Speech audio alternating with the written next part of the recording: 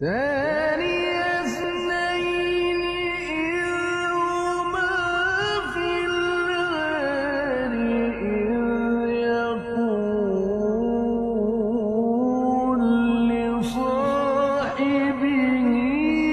لا تحزن إن الله معنا. اللہ رب العزت کا کروڑ فضل ہے، اس کا احسان ہے.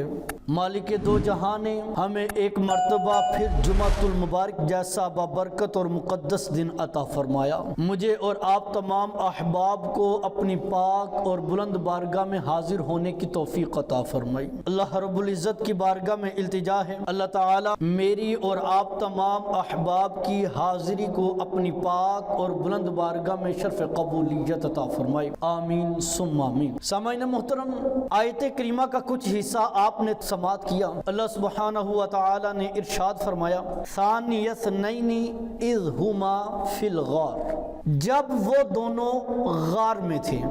اور دوسرے مقام پر فرمایا والذی جاء بالصدق وصدق به، اور آیا تمہارے پاس تمہارے رب کی طرف سے سچ اور اس سچ کی بھی تصدیق کی گئی. مفسرین کرام فرماتے ہیں بالصدق سے مراد رسول اللہ صلی اللہ علیہ وآلہ وسلم کی بابرکت اور مقدس ذات ہیں، اور وصدق به سے مراد حضرت سیدنا ابو بکر صدیق رضی اللہ تعالی عنہ کی ذات ہے. ان آیات کریمہ میں ایک بات تو واضح ہے کہ ہمارا جو آج کا موضوع ہے وہ حضرت سیدنا صدیق اکبر رضی اللہ تعالی عنہ کی ذات ہے. آپ کو معلوم ہے کہ ہمارا ایک طریقہ کار چلتا ہے، جب ہم کسی ہستی کا ذکر خیر کرتے ہیں تو سب سے پہلے اس کے ابتدائی حالات کو ہم آپ کے سامنے واضح کرتے ہیں. حضرت ابو بکر صدیق رضی اللہ تعالی عنہ کا اصل نام عبداللہ ہے، اور آپ کے والد کا نام ابو قحافہ ہے، اس کو ابو قحافہ بھی کہا جاتا ہے، اور آپ کی ماں کا نام ام الخیر ہے. حضرت ابو بکر صدیق رضی اللہ تعالی عنہ کی کنیت جو ہے وہ ابو بکر ہے، اور جو آپ کے القاب ہیں وہ صدیق ہے اور عتیق ہے. صدیق اس کا لغوی معنی ہوتا ہے بہت زیادہ سچ بولنے والا، اور حضرت ابو بکر صدیق رضی اللہ تعالی عنہ نے ہمیشہ سچ کا ساتھ دیا ہے. اور عتیق آپ کو اس لیے کہا جاتا ہے، نبی کریم علیہ الصلوۃ والسلام حضرت ابو بکر صدیق کو یوں کہہ کے پکارا کرتے تھے انت عتیق من النار، یہ وہ میرا ساتھی ہے جو جہنم کی آگ سے آزاد ہے. جی تو یوں معاشرے میں حضرت ابو بکر صدیق کو ابو بکر کہا جاتا ہے، جبکہ آپ کا اصل نام کیا ہے جی؟ عبداللہ جی. اور صدیق یہ بھی آپ کا لقب اور عتیق بھی آپ کا لقب ہے. یہ بڑے پیارے نام ہوتے ہیں، ہمارے معاشرے میں اس کو نک نیم کے نام سے یاد کیا جاتا ہے کہ یہ ہم نے بچے کا بڑا پیارا نام رکھا ہوا ہے. جی جس طرح ماں اپنے بچے کو کسی کو طوطا کہہ کے پکارتی ہے، کسی کو لاڈلا کہہ کے پکارتی ہے، کسی کو سونو کہہ کے پکارتی ہے، کسی کو چاند کہہ کے پکارتی ہے، یہ ماں کا پیار ہے. اور میرے نبی علیہ الصلوۃ والسلام نے اپنے اصحاب کو بھی پیارے پیارے نام رکھے ہوئے تھے، جیسے کہ عبداللہ کا نام حضرت ابو بکر صدیق کا اصل نام عبداللہ تھا، سرکار ان کو عتیق کہہ کے پکارتے تھے یا ان کو صدیق کہہ کے پکارتے تھے. جی اللہ اکبر. حضرت ابو بکر صدیق رضی اللہ تعالی عنہ عام الفیل، یہ ایک واقعہ ہے اس کے پیچھے عام الفیل کا. یہ جو کعبہ آپ دیکھ رہے ہیں نا، اس کعبے کے اوپر حملہ ہوا تھا تو اللہ تعالیٰ نے ابابیل کے ذریعے اس کعبے کی حفاظت فرمائی تھی. تو اس واقعے کو عام الفیل کا نام دیا جاتا ہے کہ یہ وہ سال ہے جب لوگوں نے کعبے پہ حملہ کیا تھا اور اللہ تعالیٰ نے ابابیل کے ذریعے اپنے کعبے کی حفاظت فرمائی تھی. ہمارے دور میں انگریزی مہینے جنوری، فروری، مارچ، اپریل، یہ کب پیدا ہوا؟ یہ جنوری میں پیدا ہوا. اسلامی تاریخ میں آپ چلے جائیں، یہ کب پیدا ہوا؟ یہ محرم میں پیدا ہوا. جی یہ کب پیدا ہوا؟ یہ رمضان میں پیدا ہوا. جی اور نبی کریم علیہ الصلوۃ والسلام کے دور واقعات کے اعتبار سے تعیین کی جاتی تھی کہ یہ بندہ کب پیدا ہوا.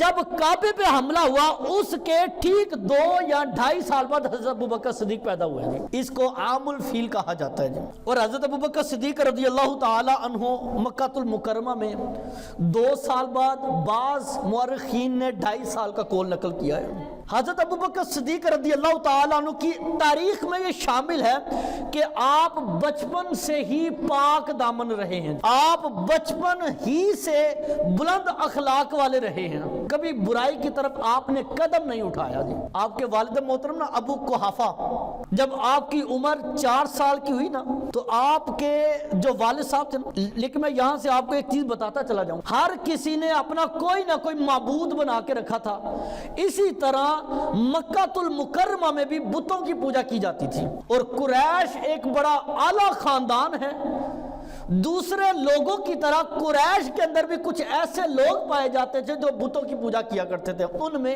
ایک گرانا ابو بکر صدیق کا بھی تھا۔ آپ کے والد محترم آپ کی عمر 4 سال کی ہوئی، آپ کے والد ابو قحافہ نے آپ کو لیا اور بت خانے میں چلے گئے، اور جو سب سے بڑا بت تھا نا اس بت کی طرف اشارہ کر کے کہنے لگے کہ اے عبداللہ یہ ہے تمہارا بلند و بالا خدا، یہ ہمارا بہت بڑا خدا ہے، اس خدا کو تم سجدہ کرو۔ حضرت ابوبکر صدیق نے جب یہ سنا نا کہ میں اس کو سجدہ کروں، تو میں نے پہلے آپ کو کہا کہ اللہ تعالیٰ نے آپ کو بچپن میں ہی پاک دامن رکھا ہوا تھا۔ ابوبکر صدیق رضی اللہ تعالیٰ عنہ نے بت کو دیکھا، بت کو مخاطب کر کے کہنے لگے کہ اگر تو خدا ہے میں بھوکا ہوں مجھے کھانا کھلا دے، اگر تو خدا ہے میں ننگا ہوں تو مجھے کپڑے پہنوا دے۔ کوئی جواب نہ آیا تو آپ نے غصے میں آ کر کہا، آپ نے فرمایا اگر تو خدا ہے تو میں تجھے پتھر مارنے لگا ہوں، تو خدا ہے تو اپنے آپ کو میرے پتھر سے بچا لے گی۔ بت تھا، پتھر کا بنا ہوا تھا، کیا کلام کرتا جی، بس ایک عقائد ایک نظریات بنے ہوئے تھے کہ یہ بت ہے یہی ہمارے خدا ہیں، جو آپ درس قرآن میں ایک عقیدہ سن آئے ہوئے ہیں کہ جو یہود و نصارہ کا ایک عقیدہ ہوا کرتا تھا کہ یہ چیزیں ہوئی ہیں جی، اس وجہ سے ہم نے بت بنا کے رکھے ہوئے ہیں، یہ بھی خدا کے نائب نعوذ باللہ من ذالک، یہ ان کا ایک نظریہ تھا۔ حضرت ابوبکر صدیق رضی اللہ تعالیٰ نے ایک پتھر پکڑا، زور سے قوت بازو سے آپ نے اس پتھر کو بت کی طرف پھینکا، وہ پتھر کی جھانک برداشت نہ کر سکا، فوراً نیچے گر گیا جی۔ آپ نے فرمایا تو خدا ہے جو میرا ایک چھوٹا سا پتھر کی مار بھی برداشت نہیں کر سکا۔ جب یہ منظر دیکھا نا تو ظاہر لوگ اکٹھے تھے، ان کا جو ایک عقیدہ بنا تھا، جو ایک نظریہ بنا تھا، وہ عبادت کرنے آئے ہوئے تھے۔ یہ سارا معاملہ دیکھا تو آپ کے والد کو بڑا غصہ آیا کہ ہمارا خدا نیچے گر گیا، بڑا غصہ آیا تو حضرت ابوبکر صدیق رضی اللہ تعالیٰ عنہ کے رخسار پر، آپ کے چہرے پر آپ کے والد نے تھپڑ مار دیا جی، اور پھر آپ کو گھسیٹتے ہوئے گھر میں لے آئے۔ جب گھر میں لے کے آئے نا تو ماں تھی نا، ماں سامنے بیٹھی ہوئی تھی، ماں جیسی بھی ہو ماں ہوتی ہے جی۔ ماں نے یہ سارا منظر دیکھا، فوراً ابو بکر کو سینے سے لگایا، ابو قحافہ نے سارا منظر بتایا کہ آج اس نے ہمارے خدا کے ساتھ یہ کیا ہے، پتھر مار کے اسے گرا دیا ہے جی، اس نے ہمارے خدا کی توہین کر دی ہے۔ تو میں قربان جاؤں آپ کی ماں کے اوپر، حضرت ام الخیر کے اوپر، آپ فرماتی ہیں کہ اے ابو قحافہ اسے کچھ نہ کہو، اس کو اس کے حال پر ہی چھوڑ دو، کیونکہ جب یہ پیدا ہوا تھا نا مجھے غیب سے آوازیں آنا شروع ہو گئی تھی، اور وہ بتاتی ہیں، فرماتی ہیں مجھے جو غیب سے آوازیں آئی نا وہ آوازیں یہ تھی، یا امت اللہ علی التحقیق ابشری بالولد العتیق اسمہ فی السماء الصدیق لمحمد صاحب و رفیق۔ فرماتے ہیں کہ ابو قحافہ اس کو کچھ نہ کہو، تمہیں پتہ جب یہ پیدا ہوا تھا مجھے غیب سے آوازیں آئی تھی، کوئی کہنے والا کہتا تھا اے خوش نصیب ماں تجھے مبارک ہو جی، اے اللہ کی خوش نصیب بندی تجھے ہم خوشخبری دیتے ہیں، بالولد العتیق، ہم تجھے ایسے بچے کی خوشخبری دے رہے ہیں جو عتیق ہے، جو جہنم سے بھی آزاد ہے، جو آگ سے بھی آزاد ہے، اسمہ فی السماء صدیق، ہم تجھے ایسے بچے کی خوشخبری دیتے ہیں جس کو آسمان والے صدیق کہہ کے بلاتے ہیں جی، لمحمد صاحب و رفیق، ہم تجھے ایسے بچے کی خوشخبری دیتے ہیں جو محمد کا دوست بھی ہے اور اس کا ساتھی بھی ہے، اس کا رفیق بھی ہے جی۔ فرمایا اس کو اس کے حال پر چھوڑ دو جی۔ باپ نے اس کے حال پر چھوڑ دیا، لیکن باپ ہے نا، تربیت کا ایک پہلو ادا کیا، باپ نے بھی اچھا تربیت کا پہلو ادا کیا جی۔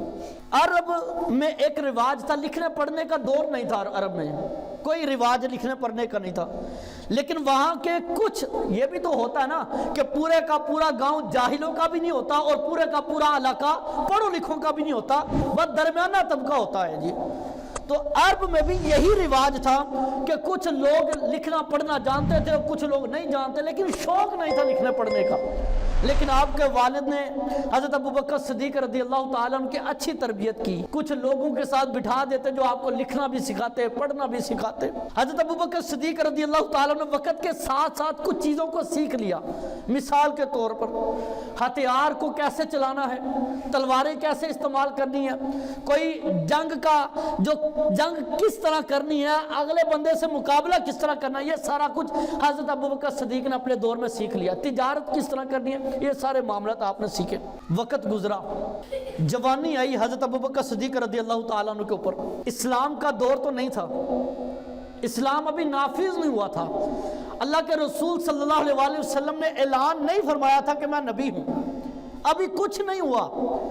تو حضرت ابوبکر صدیق رضی اللہ تعالیٰ عنہ نے تجارت میں ایک نام کما لیا، کپڑے کا کاروبار کیا کرتے تھے، تجارت کیا کرتے تھے، بڑا اچھا ایک معاملہ آپ کا سیٹ اپ بن گیا حضرت ابوبکر صدیق رضی اللہ تعالیٰ عنہ کا۔ اللہ تعالیٰ نے جب تک کلمہ نہیں پڑھ لیا تب تک اللہ رب العزت نے حضرت ابوبکر صدیق کو ہر گندگی سے پاک ہی کر کے رکھا ہوا تھا۔ حضرت ابوبکر صدیق رضی اللہ تعالیٰ عنہ کے دور میں شراب کا بڑا عروج تھا، دور جاہلیت تھی، شراب بڑی استعمال ہوتی تھی، لیکن اللہ تعالیٰ نے آپ کو شراب جیسے نشے سے بھی محفوظ کیا ہوا تھا۔ حضرت ابوبکر صدیق رضی اللہ تعالیٰ عنہ کی لخت جگر، امہات المؤمنین، نبی کریم علیہ السلام کی گھر والی، تمام مومنوں کی ماں حضرت عائشہ صدیقہ رضی اللہ تعالیٰ عنہا آپ فرماتی ہیں کہ لوگوں، میرے والد محترم ابو بکر نے دور جاہلیت میں بھی اپنے اوپر شراب کو حرام کر کے رکھا ہوا تھا، آپ شراب کے بالکل قریب نہیں جاتے تھے۔ لوگوں نے وجہ پوچھی کہ اے ابو بکر، آپ وہ شخص ہیں جس نے دور جاہلیت میں شراب کو ہاتھ نہیں لگایا، ایک قطرہ بھی آپ نے چکھ کے نہیں دیکھا کہ شراب کس طرح کی ہے۔ وجہ کیا؟ آپ نے شراب کیوں نہیں استعمال کی؟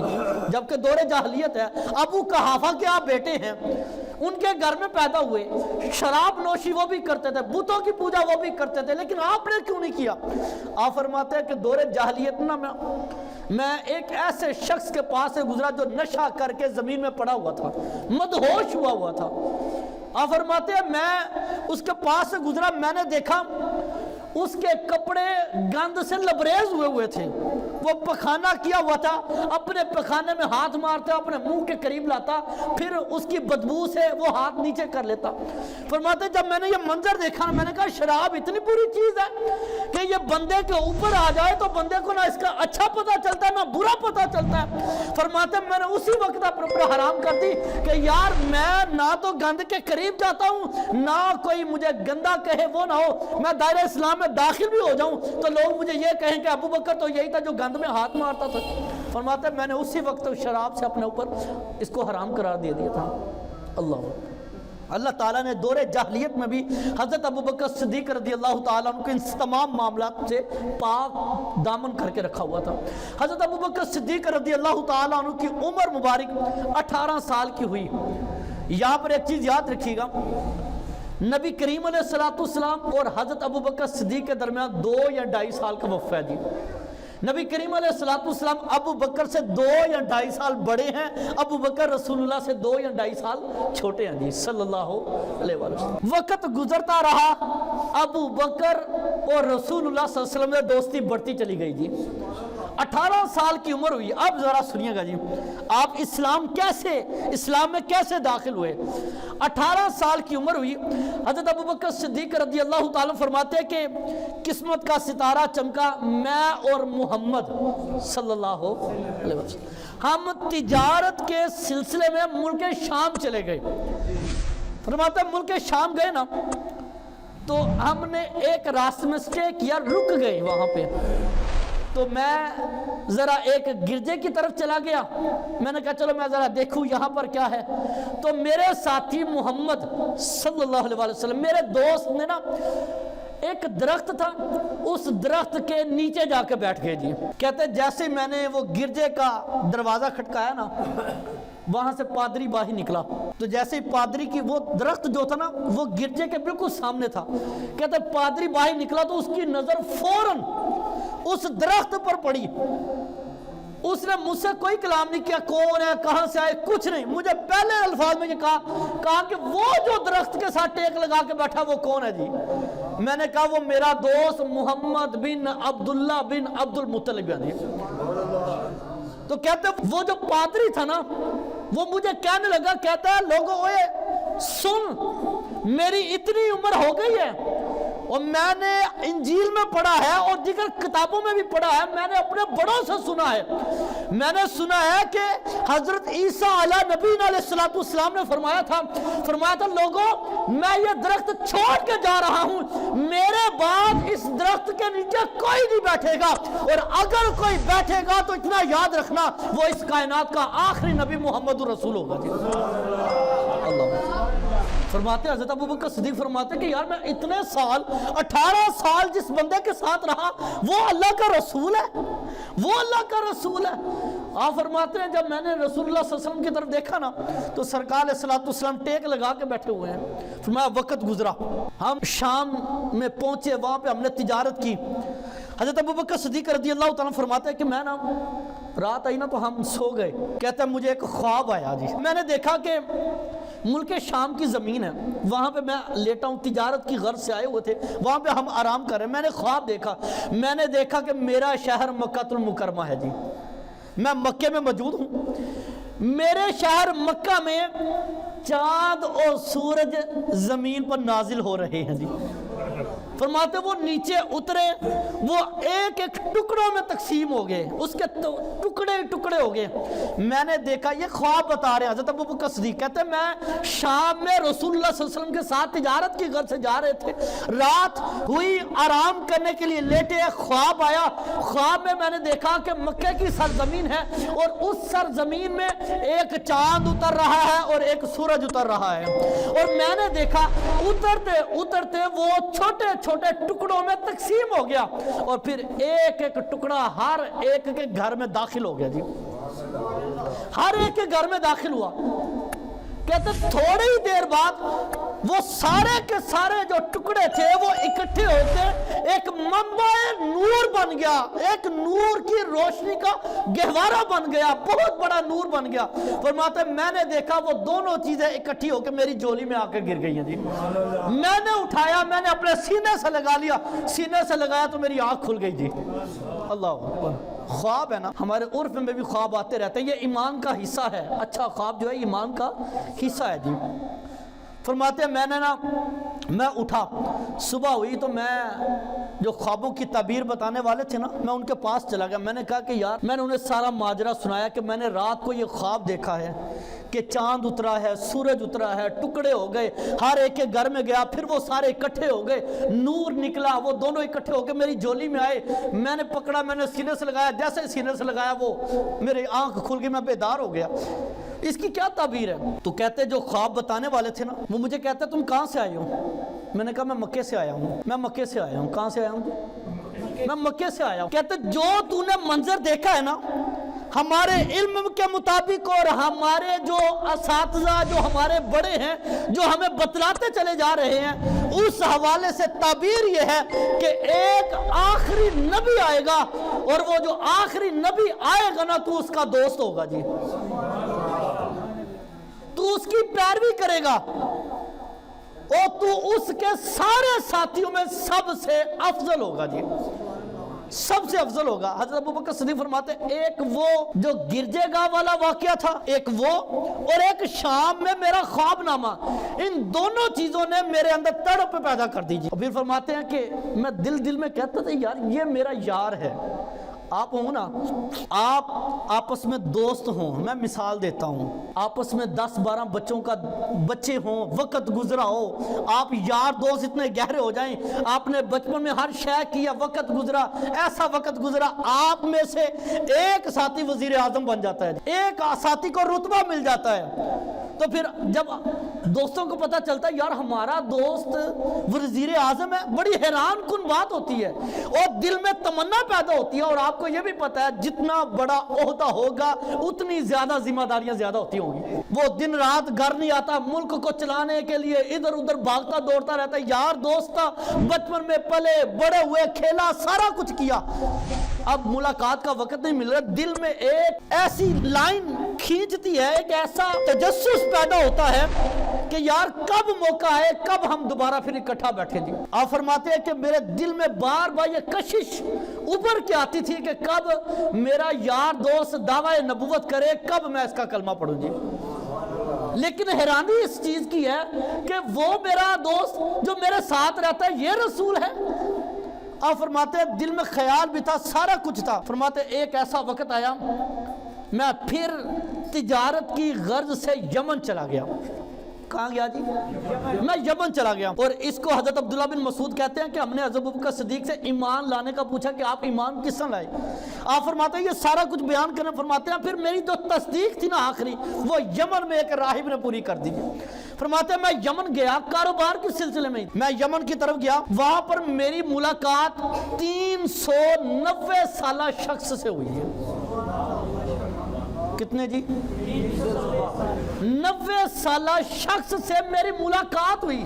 وہ ایسا بندہ تھا جس نے آسمانی کتابیں بھی پڑھی ہوئی تھی.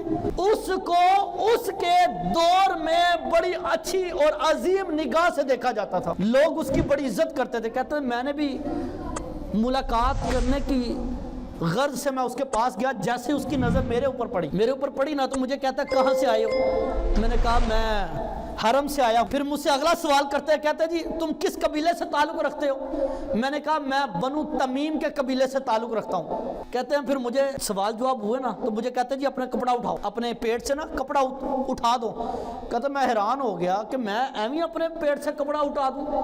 میں نے کہا سرکار پہلے وجہ بتاؤ کس وجہ سے میں اپنے پیٹ سے کپڑا اٹھاؤں. تو وہ جو راہب تھا نا 390 سالہ بندہ، وہ کہتا ہے کہ میں نے آسمانی کتابیں پڑھی ہیں، میرے پاس بہت علم ہے اور میں نسل در نسل یہ سنتا آ رہا ہوں حضرت عیسیٰ علیہ السلام سے. نسل در نسل میں یہ سنتا آ رہا ہوں کہ ایک آخری نبی آئے گا جس کا نام احمد ہوگا جی.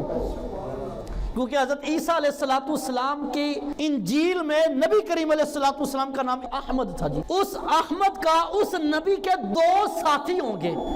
ان میں ایک جوان ہوگا، دوسرا وڈیر عمر کا ہوگا جی. اور جو وڈیر عمر کا ہوگا نا وہ جسم کا پتلا ہوگا اور حسن کا بڑا سونا ہوگا جی. فرمایا آپ سونے بھی بڑے ہیں اور آپ جسم کے پتلے بھی ہیں، اور وہ رہنے والا حرم کا ہوگا اور بنو تمیم قریشی خاندان سے ہوگا وہ. اور اس کی ایک نشانی یہ ہے کہ اس کے بائیں ران کے اوپر کی طرف ایک تل کا نشان ہوگا جی. اور جس میں یہ نشانی ہوگی وہ ایسا خوش نصیب بندہ ہوگا کہ وہ آخری نبی کے بالکل ساتھ ہوگا. اس قدر ساتھ ہوگا کہ دنیا میں بھی اس کا ساتھی ہوگا، جہاں جہاں نبی ہوگا وہاں وہاں وہی ہوگا. اور اس کی اور بڑی نشانی یہ ہے کہ جیسے ہی نبی دنیا سے وصال کر جائے گا اس کے بعد وہ زمانے کا خلیفہ بن جائے گا. حضرت ابوبکر صدیق فرماتے ہیں میں نے اپنی پیٹ سے کپڑا ہٹایا نا تو میری ناف کے بائیں طرف وہ تل کا نشان بنا ہوا تھا جی. وہ کہتے ہیں جیسے ہی راہب نے دیکھا میرا ہاتھ پکڑا، وہ میرا ہاتھ پکڑ کے مجھ سے مخاطب ہو کے کہنے لگا ابو بکر ذرا سن، میں نے اپنے بڑوں سے سنا ہے اور 390 سال عمر ہو گئی ہے میں اس نبی کا انتظار کر رہا ہوں جی. اور ابو بکر جب وہ نبی اپنے نبی ہونے کا اعلان کر دے، اپنی رسالت کا اعلان کر دے، اس نبی کو میرا پیغام دے دینا حضور یمن میں بھی ایک بڑا شخص تھا جو آپ کو پر ایمان لے کے آیا تھا. اللہ فرماتا ہے پھر اس نے نبی کریم علیہ السلام کی شان میں نا کچھ اشعار پڑھے. میں نے وہ اشعار یاد کر لیے اور پھر اس نے مجھ سے کہا کہ رسول اللہ کو بھی ایسے ہی جا کے سنا دینا. کہتا وقت گزرا، میں مکے میں واپس آیا نا تو عتبہ شیبہ مکے کے بڑے بڑے لوگ میرے گھر میں آ کے نا بیٹھے ہوئے. تجارت میں ایک نام تھا، یہ بھی بڑے بڑے تاجر تھے، یہ بھی عتبہ شیبہ ابو جہل، یہ بھی بڑے بڑے تاجر تھے، سردار تھے. کہتے میرے گھر میں بیٹھے اور میں جب داخل ہوا نا آوازیں آئی ابو بکر آ گئے ابو بکر آ گئے. کہتے میں ساتھ گیا ابھی بیٹھا ہی نہیں تھا تو کہنے والوں نے مجھ سے مخاطب ہو کے کہہ دیا ابو بکر تمہیں پتہ ہے مکے میں کیا ہوا ہے؟ میں نے کہا کیا ہوا ہے؟ کہا وہ جو تیرا دوست ہے نا محمد عبداللہ کا بیٹا تھا عبد المطلب کا پوتا تھا اس نے کہتا ہے کہ میں نبی ہوں اس نے نبی ہونے کا دعویٰ کر دیا. اگر وہ تیرا دوست نہ ہوتا تو یقین جانو آج ہم اس سے اچھی طرح لڑائی کر لیتے لیکن ہم نے صرف تیرے لحاظ کی وجہ سے اس کے کچھ نہیں کہا کہ ابو بکر آئیں گے ہم اس سے بات کریں گے ابو بکر جانے اور اس کا دوست محمد جانے. کہتے جب یہ بات ہوئی نا میں نے کہا اچھا یار میں اس سے پوچھ لیتا ہوں کیا ماجرا ہے. کہتے میری ساری باتوں کی تصدیق ہو گئی جی. خواب دیکھا شام میں رسول اللہ کے ساتھ تھا یمن گیا اس صاحب کا 300 سالہ وڈیر عمر کے بزرگ کا یہ کہنا کہ میں انتظار کر رہا ہوں ساری باتیں تصدیق ہو گئی. میں رسول اللہ کے دروازے پہ چلا گیا جی. کہتے دل کیا دروازے پہ دستک دوں پھر خیال آیا نہیں اللہ کا رسول ہے. ادب کا تقاضا یہ تھا کہ دستک فرماتے میں باہر کھڑا ہو گیا رسول اللہ صلی اللہ علیہ وسلم کچھ معاملات کے لیے دروازہ کھول کے باہر نکلنے لگے. دروازہ کھولا تو سامنے میں کھڑا تھا جی. میں نے عرض کیا یا رسول اللہ میں نے عرض کیا اے میرے دوست یہ معاشرے والے کیا کہتے ہیں کہ آپ نے اعلان نبوت فرمایا ہے آپ کہتے ہیں میں اللہ کا رسول ہوں. نبی کریم علیہ الصلوۃ والسلام نے فرمایا ابو بکر تو میرا سچا دوست ہے تو میرا سچا دوست ہے. کہتے ابو بکر میں یہی بتانے کے لیے تو نکلنے لگا تھا تو خود آ گیا. ابو بکر تیرے دوست کو اللہ نے نبوت عطا فرما دی ہے. ابو بکر تو بھی میرا کلمہ پڑھ کے دائرہ اسلام میں داخل ہو جاتی. حضرت ابو بکر صدیق رضی اللہ تعالیٰ جب یہ سنا نا تو عرض کرنے لگے یا رسول اللہ صلی اللہ علیہ وسلم میں جب تک آپ کے ساتھ رہا آپ کو میں نے صادق بھی پایا ہے آپ کو میں نے امین بھی پایا ہے ساری باتیں آپ کی ٹھیک ہے. حضور اگر آپ رسول ہیں نا تو رسول کا معجزہ ہوتا ہے. کیا ہوتا ہے جی؟ معجزہ ہوتا ہے. آپ مجھے ایک معجزہ دکھا دیں یا بتا دیں میں آپ کا کلمہ پڑھ کے دائرہ اسلام میں داخل ہو جاؤں گا. تو ذرا دیکھیں سرکار بیٹھے کدھر ہیں جی؟ مکے میں جی. تو نبی کریم علیہ الصلوۃ والسلام معجزہ بتانے لگے. فرمایا ابو بکر تو یمن گیا ہوا تھا. کہا جی حضور میں گیا تھا وہ تو سب کو پتا ہے میں یمن گیا تھا. کہا ابو بکر وہاں پہ تیری راہبوں سے ملاقات ہوئی. کہا کہ حضور کئی راہبوں سے ملاقات ہوئی. میرے نبی علیہ الصلوۃ والسلام فرمایا ابو بکر ان راہبوں میں میں جس راہب کی بات کر رہا ہوں نا اس راہب کی عمر 390 سال ہے جی. ابو بکر کہتے ہیں کہ میں یمن تھا میرے پاس کوئی نہیں تھا رسول اللہ میرے ساتھ نہیں تھے. کہتے ہیں میں حیران ہوا کہ عمر بھی بتائی کہ 390 سال اس کی عمر ہے. کہتے ہیں نبی کریم علیہ الصلوۃ والسلام فرمایا ابو بکر اگر تو چاہے اور بھی کچھ بتاؤں. ابو بکر عرض کرا حضور اور بھی کچھ بتائیں. وہاں پہ بڑی بڑی عمر والے بندے تھے کچھ اور بتائیں. فرمایا نہیں وہ ایک تو بڑی عمر کے ساتھ ساتھ اس نے میرے لیے امانت کے طور پر تجھے کچھ سنایا بھی تھا. میری تعریف میں اس نے کچھ کلمات کہے تھے. ابو بکر میں تجھے وہ کلمات بھی پڑھ کے سناؤں اس نے کیا کیا کہا تھا. ایک تو کلمات کہے تھے ابو بکر اگر تیرے لیے اتنا بھی کافی نہیں اگر تو کہے تو میں وہ کلمات بھی پڑھ کے تجھے سناؤں اس نے کیا کیا کہا تھا. حضرت ابو بکر صدیق کہتے ہیں بس یا رسول اللہ میرے لیے اتنا ہی کافی ہے جی جتنا آپ نے کہہ دیا اتنا ہی کافی ہے. فرماتے ہیں میں نے رسول اللہ صلی اللہ علیہ وسلم کا ہاتھ پکڑا اور آپ کا ہاتھ پکڑ کے میں نے فوراً کہہ دیا اشہد ان لا الہ الا اللہ وانک محمد رسول اللہ صلی اللہ علیہ وسلم. میں کلمہ پڑھ کے دائرہ اسلام میں داخل ہوا اور فرماتا دل کی سکون ملا. وہ جو ایک تڑپ کی آگ لگی ہوئی تھی کہ کب میرا دوست اعلان نبوت کا اعلان فرمائے کب میں کلمہ پڑھوں. فرمایا میں نے کلمہ پڑھا دائرہ اسلام میں داخل ہوا چہرے پر خوشی کے آثار تھے اور میں خوش خوش اپنے گھر کی طرف روانہ ہو گیا جی. اور مجھے راستے میں جو بھی ملتا وہ کہتا ابو بکر تیرا چہرہ کیوں بدلا ہوا ہے. میں ہر ایک کو یہی کہتا آج میں اپنے یار محمد کا کلمہ پڑھ کے مسلمان ہوں. یہ حضرت ابو بکر صدیق رضی اللہ تعالیٰ عنہ کہ ابھی ابتدا ہے دائرہ اسلام میں داخل ہونے کی. انشاءاللہ تعالیٰ رسول اللہ صلی اللہ علیہ وسلم کے ساتھ کیسے معاملات آپ کرے یہ ہم اگلے جمعے کو بیان کریں گے. اللہ ملک کی توفیق عطا فرمائے.